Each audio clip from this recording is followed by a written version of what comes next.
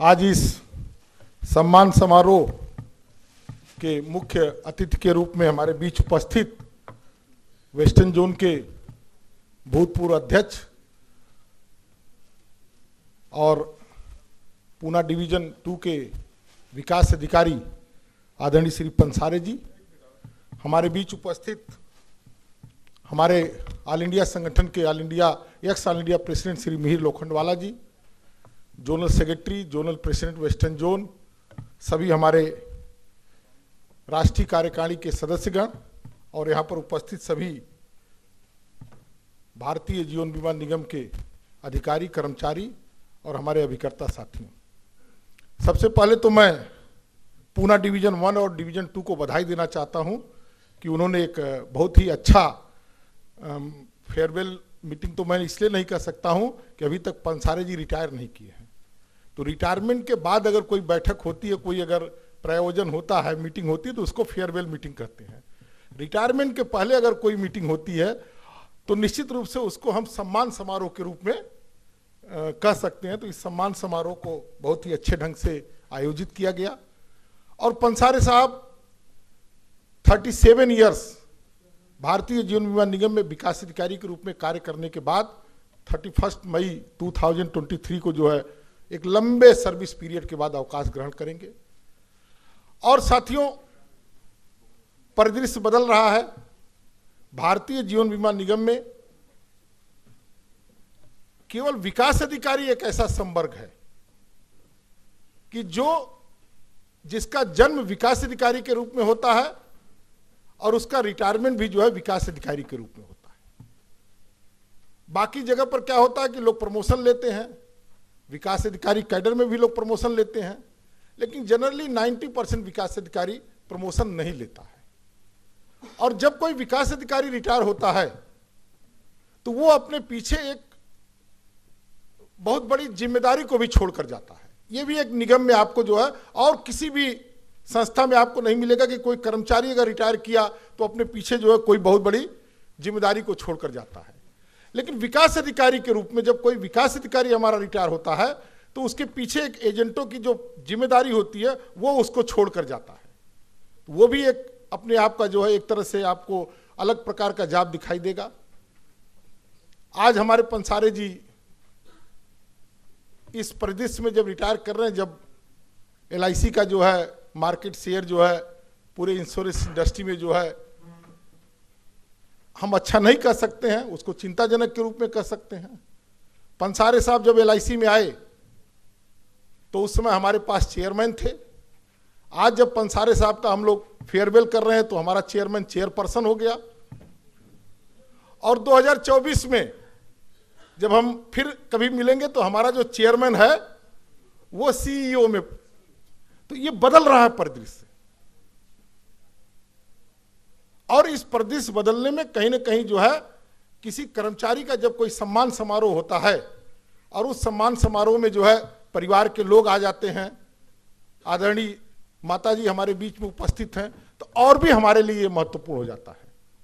और पंसारे साहब western zone के जोनल प्रेसिडेंट के रूप में जो है 2022 जब कोविड का फर्स्ट वेव आया था उसके पहले जो है वेस्टर्न जोन के जोनल प्रेसिडेंट बने। और पूरा जो 2 साल का पीरियड रहा जोनल प्रेसिडेंट के रूप में, क्योंकि एक डिविजनल सेक्रेटरी के रूप में तो आपने काम किया, लेकिन एक जोनल प्रेसिडेंट के रूप में जब काम किया तो उनको मेरे साथ भी काम करने का मौका मिला।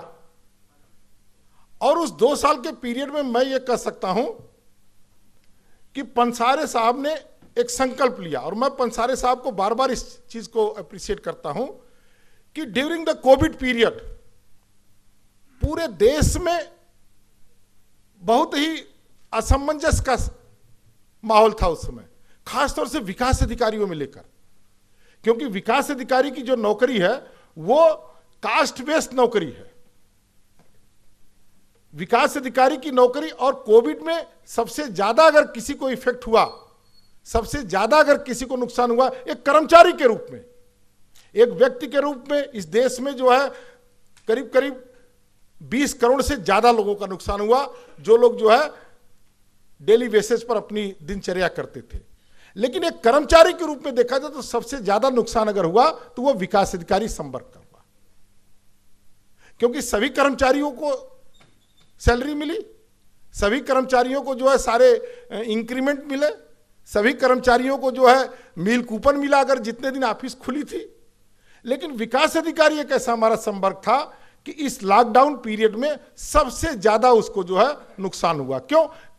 जबकि उसमें उसका कोई बस नहीं था, और खासतौर से वेस्टर्न जोन में बहुत ज्यादा नुकसान हुआ, क्योंकि अगर हम वेस्टर्न जोन को देखें तो मुंबई 1, मुंबई 2, मुंबई 3, मुंबई 4 और थाने डिवीजन, बाकी जगह लॉकडाउन तो 2 महीने तक था, लेकिन वेस्टर्न जोन में जो मुंबई में लॉकडाउन था वो करीब करीब 10 महीने से ज्यादा था। क्यों? क्योंकि लाइफलाइन जो मुंबई की थी वो ट्रेन बंद थी। उसके बाद जब विकास अधिकारियों में असमंजस का माहौल था तो पंसारे साहब ने एक डिसीजन लिया कि हम लोग एक वर्चुअल मीटिंग करेंगे। उस समय वर्चुअल मीटिंग का कंसेप्ट जो है हम लोग के समझ में नहीं आता था, हम लोग को ऐसा लगता था कि वर्चुअल मीटिंग क्या होती है। तो वेस्टर्न जोन में जो है एक वर्चुअल मीटिंग शुरू की गई एवरी डिवीजन, और विद इन 10 डेज या 15 डेज पूरे वेस्टर्न जोन के एवरी डिवीजन्स की जो मीटिंग, कभी ज्वाइंटली मीटिंग हुई और कभी जो है डिवीजन की सिंगल मीटिंग हुई, और 90% से ज्यादा विकास अधिकारी, मोर देन 90% से ज्यादा विकास अधिकारी वर्चुअल मीटिंग में जो है वो हमारे साथ जुड़े। और उस वर्चुअल मीटिंग में हम लोगों ने जब विकास अधिकारियों के साथ चर्चा किया, उनको बताया कि आपको घबराने की जरूरत नहीं है, ऑर्गेनाइजेशन आपके साथ है, हम लोग बात कर रहे हैं और आपके लिए एक अच्छा हम लोग जो है रिलैक्सेशन जो है सिस्टम आपके लिए लाया जाएगा, जिससे आपके जो है कहीं ना कहीं आपको जो परेशानी होगी वो परेशानी कम होगी। और हम बड़े गर्व के साथ ये बात करते हैं कि टीम नेशनल फेडरेशन ने अपने विकास अधिकारियों के लिए जो है कोविड पीरियड में एक स्ट्रेटेजिकल काम किया और एक ऐसा रिलैक्सेशन लाया जो कभी भविष्य में वैसा रिलैक्सेशन कभी जीवन में आपको दोबारा नहीं मिल सकता है। और उस रिलैक्सेशन में हम हर विकास अधिकारियों को हमने जो है संरक्षण दिया। और ऐसे व्यक्तित्व के लिए मैं पंसारे साहब को, क्योंकि जब हम लोगों ने विद इन 20 डेज जब पूरी जोन की मीटिंग कर लिया तो उसका रिफ्लेक्शन पूरे देश पर गया, पूरे देश के लोगों ने जो है मीटिंग करना शुरू किया। और पंसारे साहब जब मीटिंग स्टार्ट होती थी तो पंसारे साहब करीब करीब 10 मिनट अपनी बात रखते थे, और उस 10 मिनट में मीटिंग में इतना जोश भर देते थे, इतना ज्यादा जो है लोगों को जो है मतलब चीजें कनेक्ट कर लेते थे कि पूरी मीटिंग 2 घंटे की 3 घंटे की बहुत ही अच्छे ढंग से चलती थी। तो पंसारे साहब के संगठनात्मक क्षमता को मैं नमन करता हूं, और आप लोगों को इसलिए भी धन्यवाद देना चाहता हूं कि आप लोगों ने पंसारे साहब के विदाई सम्मान समारोह में आज यहाँ पर एकत्र हुए और उनका सम्मान किया। साथियों, हम निगम में विकास अधिकारी के रूप में हैं, हम निगम में अभिकर्ता के रूप में हैं, हम निगम में प्रथम श्रेणी कर्मचारी के रूप में, अधिकारी के रूप में हैं। हमारी पहली जिम्मेदारी होती है भारतीय जीवन बीमा निगम, और ये हमको आज संकल्प लेना होगा, क्योंकि जब कोई बड़ा यज्ञ होता है, जब कोई बड़ा इवेंट होता है तो वहां से एक रेजुलेशन लिया जाता है, एक संकल्प लिया जाता है, क्योंकि उसका लास्ट में अगर हम उस संकल्प को लेकर अगर आगे नहीं बढ़ते हैं तो कहीं ना कहीं ये माना जाता है कि उस यज्ञ की जो है पूर्णावती नहीं हुई। तो अगर ये एक बहुत बड़ा यज्ञ है, उस यज्ञ में हमने जो है आदरणीय पंसारे जी को सम्मान किया, उनके परिवार का सम्मान किया, तो हमको एक संकल्प लेना होगा, क्योंकि आज भारतीय जीवन बीमा निगम इंश्योरेंस इंडस्ट्री में आंकड़ों के आधार पर जो है वो कमजोर होती दिखाई दे रही है। और जब हम आंकड़ों के आधार पर, क्योंकि आज एक अलग प्रकार की दुनिया है। अगर कोई चीज खराब होती है तो सोशल मीडिया उसको इस रूप में, कल परसों एक आरबीआई ने डिक्लेरेशन किया कि 2000 के जो नोट रहेंगे वो सिस्टमेटिक सिस्टम में जो है वो बंद हो जाएंगे। आपने देखा सोशल मीडिया में किस तरह से कोई गाना गा रहा है कि तुम्हारा साथ मेरा साथ खत्म हो गया, और गांधी जी के साथ भी तमाम तरह की बातें आ रही हैं। उसी तरह से LIC है।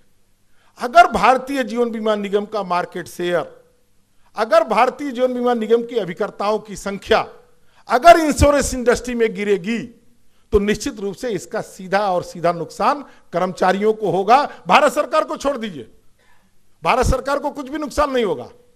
भारतीय जीवन बीमा को भी नुकसान नहीं होगा। क्यों? क्योंकि भारतीय जीवन बीमा निगम एक संस्था है, एक संस्था है ना। लेकिन अगर भारतीय जीवन बीमा निगम के साथ ऐसी प्रॉब्लम आएगी तो सबसे पहले उसका नुकसान जो है भारतीय जीवन बीमा निगम के कर्मचारियों को होगा। उसमें क्लास 1 के लोग भी हैं, क्लास 2 के लोग भी हैं और क्लास 3 के लोग भी हैं। और हमारी यह जिम्मेदारी है, केवल विकास अधिकारी की आज जिम्मेदारी नहीं है। अभी हम लोगों ने सेंट्रल ऑफिस में डिस्कशन किया, चेयरमैन, हमारे नए चेयरमैन मोहंती साहब बहुत ही ज्यादा इस पर फोकस है, बहुत ज्यादा चिंतित हैं। मैनेजिंग डायरेक्टर हमारे जगन्नाथ साहब भी इस पर बहुत ज्यादा चिंतित हैं, ईडी मार्केटिंग सुधाकर जी भी, कि जो हमारी अभिकर्ताओं की जो शक्ति है, जो हमारी अभिकर्ताओं का जो है देश में जो है इंश्योरेंस इंडस्ट्री में जो कंट्रीब्यूशन है वो हमारा जो है कम हो रहा है और प्राइवेट कंपनी का जो है कंट्रीब्यूशन ज्यादा हो रहा है। और जबकि पूरे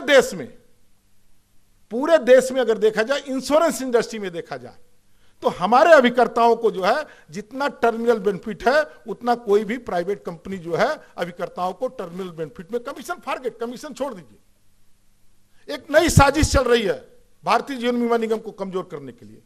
एक नया सिस्टम लाया जा रहा है ओपन आर्किटेक्चर का। प्राइवेट कंपनियां जो है वो आईआरडीए को जो है रोज डेली जो है उनको जो उनके साथ डिस्कशन करती हैं कि एजेंट्स के लिए ओपन आर्किटेक्चर आना चाहिए। और दुर्भाग्य का विषय क्या है कि हमारे बहुत से एजेंट्स यूनियन भी जो है वो ओपन आर्किटेक्चर का समर्थन करते हैं। लेकिन जैसे ही ओपन आर्किटेक्चर आ जाएगा इंश्योरेंस इंडस्ट्री में, सबसे पहले एलआईसी पर उसका निगेटिव इंपैक्ट पड़ेगा। क्यों? क्योंकि आपका अभिकर्ता जब ओपन आर्किटेक्चर में आ जाएगा तो किसी भी प्राइवेट कंपनी का प्रोडक्ट बेच सकता है, और जब वो किसी भी प्राइवेट कंपनी का प्रोडक्ट बेचेगा तो निश्चित रूप से एलआईसी जो है ऐसे अभिकर्ताओं की क्लब मेंबरशिप खत्म कर देगी। तो निश्चित रूप से कहीं न कहीं अभिकर्ता जो है वो कमजोर होंगे। और प्राइवेट कंपनियां यही चाहती हैं, क्योंकि प्राइवेट कंपनियों ने इस साल का अपना टारगेट जो बनाया है वो यही बनाया है कि हम एलआईसी के टायर्ड चैनल से अपने आप को जो है आगे ले जाएंगे। क्योंकि हमारा अभी तक कोर इश्यू क्या था, हमारे लिए प्राउडनेस की बात क्या थी कि हमारा टायर्ड चैनल, क्योंकि टायर्ड चैनल से 90% इंश्योरेंस इंडस्ट्री का 90% बिजनेस अगर आ रहा था तो वो जो टायर्ड चैनल से बिजनेस आ रहा था उसमें 90% एलआईसी की हिस्सेदारी थी। प्राइवेट कंपनियों का जितना भी बिजनेस था उसका 75% जो है रेडीमेड बिजनेस था, वो थ्रू बैंक का इंश्योरेंस आ रहा था। लेकिन इस बार प्राइवेट कंपनियों ने अपनी स्ट्रेटजी को चेंज किया है और उनका यह मानना है कि हमको टायर्ड चैनल को जो है अपने आप को स्ट्रेंथन करना है। इसलिए हमारी जिम्मेदारी ज्यादा है, क्योंकि यहां पर विकास अधिकारियों की संख्या ज्यादा है और विकास अधिकारियों की संख्या, हमको कोई इब्बट नहीं करना है। हमें अपनी जो है, जो हमारा रोल है भारतीय जीवन बीमा निगम में, आप अपनी समस्याओं को छोड़ दीजिए। मैं सीधे आपको एकदम सीधे बात कर रहा हूं, आप अपनी समस्याओं की चिंता छोड़ दीजिए। जब तक आपका यह संगठन है, नेशनल फेडरेशन के बैनर तले आप काम कर रहे हैं, मैं आपको इस बात को कमिटमेंट कर रहा हूं कि आपका कोई भी नुकसान नहीं हो पाएगा, आपके बारे में कोई गलत नहीं सोचेगा। लेकिन जिस दिन आपकी मार्केट में एजेंटों में हिस्सेदारी कम होगी, उस दिन स्वतः आपके जो है सारे जो बेनिफिट्स हैं वो आपको मिलना बंद हो जाएंगे। सारे सर्कुलर्स रहने के बाद भी, सारी फैसिलिटीज रहने के बाद भी, क्योंकि जीवाईबी स्कीम में जब अच्छा बिजनेस नहीं लाएंगे तो क्योंकि इस साल की जीवाईबी स्कीम अच्छी है, लेकिन जब जीवाईबी स्कीम में अगर आपके अभिकर्ता नहीं होंगे तो निश्चित रूप से कहीं आपको जो है जीवाईबी नहीं मिलेगी, जीवाईबी स्कीम नहीं चेंज होगी। लेकिन जीवाईबी स्कीम में आप अच्छा इंसेंटिव नहीं अर्न कर पाएंगे। क्यों? क्योंकि आपके पास टायर्ड चैनल में एजेंट्स ज्यादा नहीं रहेंगे और ये अलार्मिंग सिचुएशन है। और आज बड़ा पवित्र दिवस है। क्यों? क्योंकि आज पंसारे साहब का आप सम्मान समारोह यहां पर आयोजित कर रहे हैं और इस सम्मान समारोह में हम एक मैसेज देना चाहते हैं कि हम एक संकल्प लेकर यहां पर जाएं कि हमारा हर विकास अधिकारी विदाउट कोई इब्बट, हमको एक इशू पर काम करना है, to recruit the agent, more agent, ज्यादा से ज्यादा एजेंट। हमको यह नहीं देखना है कि रिटेंशन क्या होता है, रिटेंशन की जिम्मेदारी हमारी नहीं है। हम क्या होते हैं, हम बहुत ज्यादा चिंतित होते हैं रिटेंशन होगा कि नहीं। आपको रिटेंशन के बारे में नहीं चिंता करना है। रिटेंशन का काम क्यों? क्योंकि हमारी ड्यूटी क्या है, to recruit the agent. Product देना एलआईसी की जिम्मेदारी है, एजेंट्स को रिटेंशन कराने की जिम्मेदारी एलआईसी की है। एक बार जब हम अपनी जिम्मेदारी को, अपनी रिस्पॉन्सिबिलिटी को लेकर आगे चलेंगे तो इसके बाद हम एलआईसी पर बात करेंगे कि भाई हमने तो एजेंट बना दिया, हमने तो एजेंट बना दिया, अब रिटेंशन नहीं हो पा रहा, इसकी जिम्मेदारी कौन लेगा। और उस समय हम योगक्षेमा के साथ हम लोग बात करेंगे। तो मेरा आपसे विनम्रता के साथ निवेदन है, my humble request to you, क्योंकि ये अलार्मिंग सिचुएशन है और मैं आपके साथ इंटरेक्शन में अपने आप को बहुत ही भाग्यशाली मानता हूं, क्योंकि पूना 1, पूना 2, आप पूना 1 एंड पूना 2 का डिवीजन का बाइफर्केशन एलआईसी ने कुछ साल पहले किया था, लेकिन नेशनल फेडरेशन में पूना का बड़ा महत्व है, पूना डिवीजन का जो है महत्व है। तो मैं पूना डिवीजन के सारे विकास अधिकारियों को सैल्यूट करता हूं और मैं महासचिव के रूप में, सेक्रेटरी जनरल के रूप में आप सभी लोगों का धन्यवाद ज्ञापित करता हूं कि आप लोग बड़ी संख्या में यहां पर आए और हमारे संगठन के, हमारे केंद्रीय सचिवालय के भूतपूर्व सदस्य आदरणीय श्री पंसारे जी का आपने सम्मान किया जो है। हम डिवीजन 1, डिवीजन 2 के भी सारे पदाधिकारियों को धन्यवाद देना चाहते हैं और हम आपसे पुनः इस बात का निवेदन करना चाहते हैं कि आपकी जो प्राइमरी ड्यूटी, आपका जो प्राइमरी काम है टू रिक्रूट द एजेंट। क्यों? क्योंकि महासचिव के रूप में मैं बड़ी जिम्मेदारी के साथ आपके साथ इस बात को शेयर कर रहा हूं। इसमें किसी भी प्रकार का कोई मैनेजमेंट एंगल नहीं है, इसमें कोई भी किसी भी प्रकार का जो है कोई, मैं आपको जो है कोई गीता का ज्ञान देने का काम नहीं कर रहा हूं, कोई मैं कथा की बात नहीं कर रहा हूं। यह हमको अपने आप को लेकर आत्मसात करके आगे बढ़ना है कि हर विकास अधिकारी को हर महीने, क्यों? क्योंकि अगर हम अपने दायित्व को, तो एलआईसी अल्टरनेट चैनल पर जाने की बात सोचने लगेगी। टू बी वेरी फ्रैंक, अगर हमने अपनी जिम्मेदारी का निर्वहन नहीं किया, हमने अभिकर्ताओं का चयन जो है एक जिम्मेदारी के अंतर्गत अगर आगे नहीं किया, तो निश्चित रूप से कहीं न कहीं भारतीय जीवन बीमा निगम संस्था जो है इन चीजों के बारे में कुछ अलग सोचना शुरू कर देगी। उसमें कहीं ना कहीं सीधा नुकसान अगर किसी का होगा तो वो विकास अधिकारियों का होगा। आपका भविष्य उज्जवल रहे, आपके साथ कोई परेशानी न रहो, इसी मंगलमय कामना के साथ मैं अपनी बात समाप्त करता हूं। धन्यवाद। नेशनल फेडरेशन, धन्यवाद सर।